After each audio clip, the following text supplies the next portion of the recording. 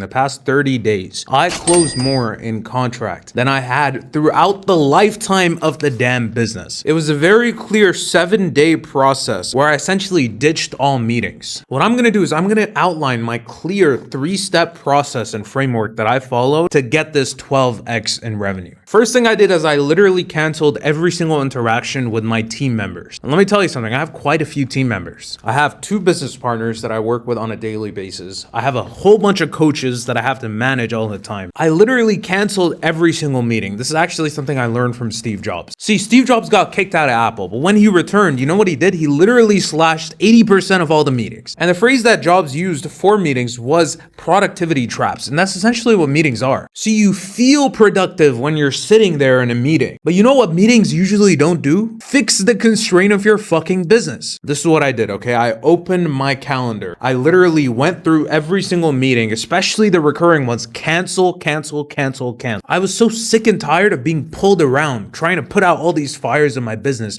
I couldn't lead my business in the direction that we needed to go so that I could actually make the business money. Once I canceled all current meetings, second thing I did is I literally blocked access to myself. And I actually learned this from Elon Musk. Elon Musk had a very famous email that went out where he told his employees, if you feel like you're not needed in a meeting, leave. And Elon Musk has a quote where he says that meetings are for people that don't know how to write. And this is so true. I had a few team members and one very particular business partner who'd literally swap out any message for a meeting because it was literally the path of least resistance. And then at the same time, I had all these other people that I was helping out, that I was mentoring. And honestly, it brought so much fulfillment to me. But I realized that if I was stopping my own growth to help them just to feel the gratification of mentorship, then I was literally being an idiot. Because what would be better is if I made even more money and then I can mentor them later. So I had a personal meeting link. I literally shut it off. Nobody, not my team, not mentees, not my business partners, could contact me while I was working on the constraint of the business. Then once I completely isolated myself, no recurring meetings, no new meetings, I literally just replaced all the time that I would usually have meetings in with work. And this wasn't just any sort of bullshit work. This was deep revenue generating work. See, the thing is, most entrepreneurs, the reason why their revenue stagnates, the reason why it plateaus is because they're not focusing on what we like to call hits. High impact tasks. The only things that can qualify as hits are things that either get you more customers, make your customers worth more, or increase the aggregate enterprise value of the business. These are the only 3 things that can actually grow your business. These are just the core economics of business in general. So again, when I didn't have these breaks, these little meetings, these distractions, I just had this time between early morning, which was around 5 to 6 a.m., and noon, where I would just work on what was holding the business back. And for me, that was advertising. I just wasn't putting my business in front of enough people. And I'm telling you, for most entrepreneurs, and by the way, my job is literally talking to entrepreneurs. Most entrepreneurs that are not where they want to be in terms of revenue are just not advertising enough. Usually until you get to like maybe $1 million a month, your constraint is advertising. Yes, you want to have a good product. You want to have a good service. You want to focus on that as well. But a lot of you guys are at like 5, 10K a month. You have some sort of tangible service. You're trying to make it better. You don't even have enough feedback. That's what I realized. If I continued in the path that I was going at the moment, I didn't have any sort of customers to tell me that my product was shit. I was just making intuitive adjustments. I would just look at my service and be like, oh, let me change this, let me change this, let me change this. And it was essentially an act of narcissism because I assumed that I knew better than my customer. And the only way that I was going to get a customer to tell me how shit my service was by getting the damn customer to begin with. So again, early morning to noon, just working on the constraint of the business. For me, it was advertising. Now, this block of time itself has its own science. And the thing is, before, when I was being pulled around by all these business partners and all these team members, it was easy for me to neglect actually moving the business forward. I had to relearn how to actually work properly, how to move my business forward with this time. I essentially had to turn my wasted hours into gold. To do that, for that time in the morning, I literally time blocked every single hour. Not every single sprint, it was literally hour by hour that I blocked out, and it was extremely defined. And the thing is this, right? Meetings are just one form of distractions. You can have literally 100 types of distractions as an entrepreneur. Your landing page, your logo, the new offer, the new funnel that you're working on, that can be a distraction. And I'm telling you, this is the only formula you need for productivity. Remove everything that is not the work to be done, break down the work to be done so that you can't just do nothing, and that's it. When you have nothing else to do and you know exactly what to do, what the hell do you think you're gonna do? And by the way, this isn't just something that I'm doing. Jeff Bezos does the exact same thing. Even when he was starting out with Amazon, he didn't allow for morning meetings to happen because he felt like the chaos of Amazon, again, the fires that he had to keep putting out, were literally taking away from him being able to move the company forward. And he felt like the vision of the company was being compromised because he was just a glorified employee, just working in the chaos of the business. So again, what you want to do is pick one big task. This is at least what I did. Pick one big task. For me, the first thing that I had to do was I had to obsess over Facebook ads. Every single one of my competitors were running meta ads. We were doing organic content. We were doing cold outreach, and that was generating us a significant amount of money. But in order for me to move forward, I had to do what literally every single person in my industry was doing, which was fucking running ads. So I just picked that, and then every single hour were just the steps that I had to take to get to that outcome of getting my ads launched. Second thing, to turn these meetings into gold, I literally opened up my availability, not to my team members, but to clients. See, the thing is, when I had these recurring meetings, that time was not available on my calendar for booking. Then I realized that all the greats, all the people that are even billionaires like Mark Cuban, they skip this bullshit, all these meetings, to reach out for their business. Mark Cuban, the way that he actually scaled broadcast.com to the point where he could sell it for $5.7 billion was he emailed investors. Again, he advertised. And I realized that if every single moment in time that I was spending was not devoted to closing contracts, which is again what we talked about at the beginning. That was the outcome I was focused on. Then it was useless. And if I wanted to do that, I had to just let all the other shit burn. I actually recall so directly that I was speaking with a mentor and I was like, how do you deal with all the fires in your business? Or how did you deal with them when you were starting out? And you know what he told me? He said some shit just stays fucked. He was explicit about it, but it was so damn true. I had to just let shit burn. Because usually my business partner or my coaches would message me or email me, oh my God, there's a mess up, or how do I use this SOP, or how do I do this, how do I do that? That break in momentum was literally the reason why they weren't getting paid more. So you know what I did? I just had an auto message send out to them saying, listen, I'm actually trying to make you some fucking money, trying to increase your pay. Obviously, I worded it in a much nicer way, but I'm actually working on moving this goddamn business forward, so please stop fucking bothering me. Again, much lighter wordage. And you know what I realized? I realized that the fires weren't even that bad. And here's the thing, right?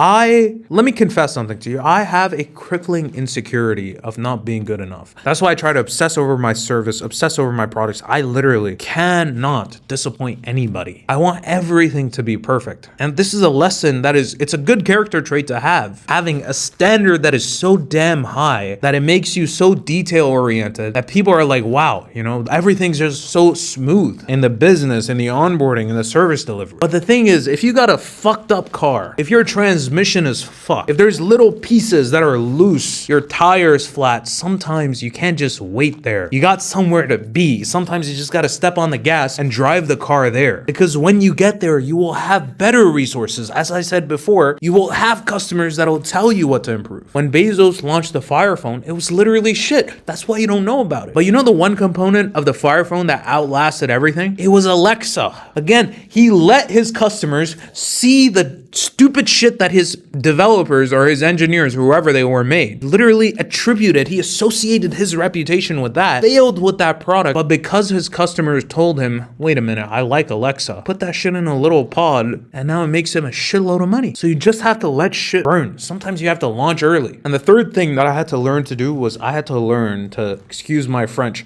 put my fucking balls on the table. See, meetings were gone. There was no more bullshit. There was no more meandering. By the way, I eliminated literally everything else. No more YouTube. I had a mastermind that I would go to. I literally stopped going to the mastermind, paid a shitload of money for it. Courses that I bought, wouldn't consume them, just work on this one thing. Again, focusing. But the thing that I really had to do in order to actually get output for my time was I had to put my balls on the table. And what I mean by that is I had to start risking my money. When Elon Musk had that huge pile of cash that he got because of his PayPal exit, he literally put it into 2 companies. This is again so counterintuitive. We're talking about focus, etc., etc. Elon Musk is just superhuman, okay? He contradicted the principles. Don't think you're Elon. Don't try to run 2 businesses at the same time. But he put half his money in SpaceX, half his money in Tesla. He literally went from a dude who had millions of dollars because of an exit to a dude who was sleeping on his friend's couch again. Again, he had the balls, like he picked them up and he put them on the damn table. So what I had to do is I had to take all the money we had. And by the way, I'm a very risk averse person generally. There's a lot of things that back that. It's the culture I come from, etc., whatever the fuck it is.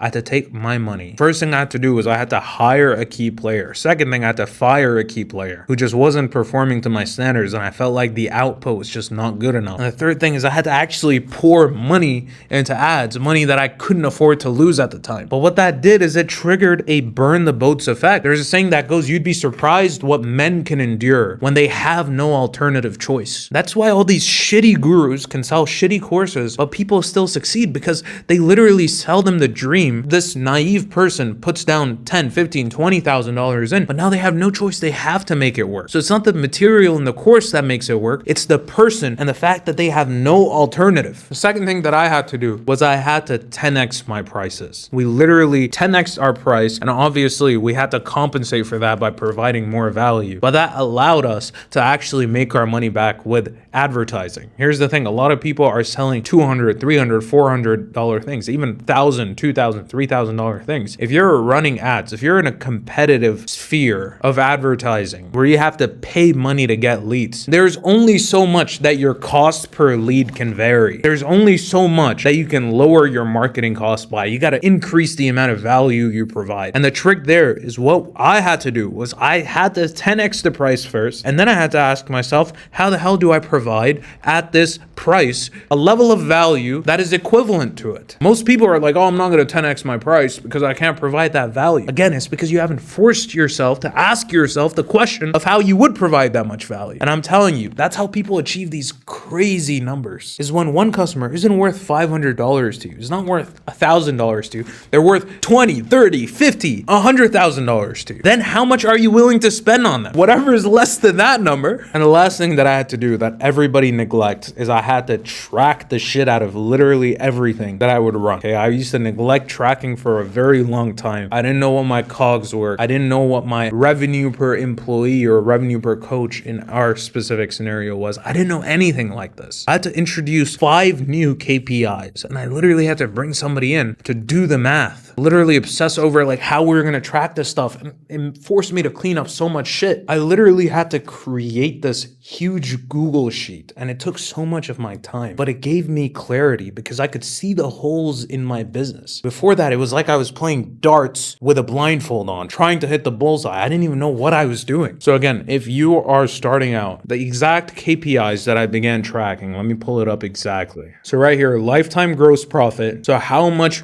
profit we would make over the lifetime of the customer. CAC, which is cost per acquisition. Costs or COGS, which is the cost of service / goods sold. So again, our cost to fulfill on the people. One thing that we didn't track was the rebook rate. We had to start doing that because for us, a 2-call close was very common before, not as much now. And the last number, which surprisingly we didn't track, was churn. We wouldn't even see how many people would leave. And it actually turned out to be reasonable why we didn't track it, because we had very low churn, or relatively low churn for the industry. But when I introduced these 5 new KPIs and more, by the way, there was like divisions that were happening, multiplications that I had to do. I might make a separate video on this entirely, maybe on my other channel. But until I did that, again, I was playing darts with a blindfold on. That's it, ladies and gentlemen. I'm not making any income claims, but I'm telling you, if you eliminate everything except for the shit that's going to make you money, and then you actually break down the shit that's going to make you money, and then you track the hell out of it to actually understand it, you might, again, I don't know who the hell is going to come to my door at night because I'm making an income claim. I'm not making an income claim, okay? You will guaranteed not make money. I can't say that either. But you remove everything that's not the thing, you break down the thing, and you track the hell out of the thing, you will be better off than you you are now. If you liked this video right here, Lord Almighty, this is one of the best videos I've ever recorded. Honestly, I rewatched this video approximately 19 and a half times. I'm like 90% of the views on that. I'm just kidding. I don't know what video my editor usually puts here, but you're gonna like this video if you liked this video and watched to the end, because I made that video and I made this video. Also, by the way, I always forget, but we're hosting a free 6-week focus sprint. If you want to do everything we talked about in this video, you want to sprint the hell